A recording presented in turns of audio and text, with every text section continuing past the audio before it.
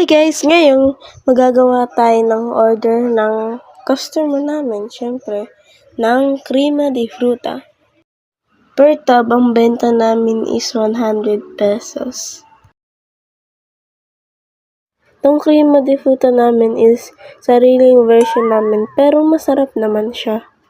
Kung gusto niyo namang makatikim ng crema de fruta namin, pwede na kayong mag-order, i-PM nyo lang tong account na to. Or, pwede rin kayo gumawa sa bahay nyo. Ilalagay ko na lang dyan sa screen yung ingredients.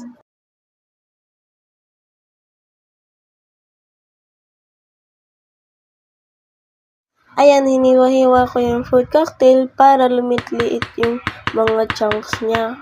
FYI lang po, nag-wash po ako ng hands. Ayan, naglalagay na ako ng mainit na tubig dito sa lagayan para matunaw yung coffee na ipang-didip ko sa crackers. Naglagay rin ako ng mainit na tubig sa isang pot and naglagay ako ng white gelatin dyan and pinapatunaw ko lang gamit ang whisk. So ayan, naglagay na ako ng 3 can ng evaporated milk. So habang nilalagay ko yan, hinahalo ko yan. So naglagay nga rin pala ako dyan ng creamer.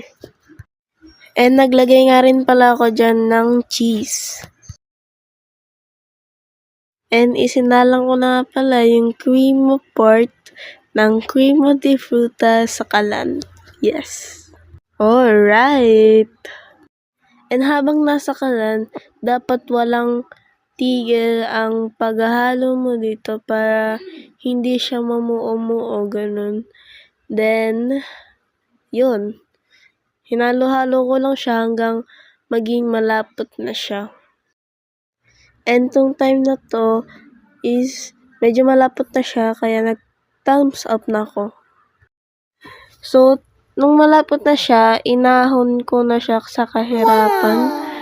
So, yan, nilagay ko na siya sa tub or Tupperware na mayroong graham crackers na dinip sa coffee. So, yung ginagawa ko dito is 2 scoops per tub. Then, lalagyan ko siya ng crackers ulit na dinip sa coffee and 1 scoop. Para siyang mango graham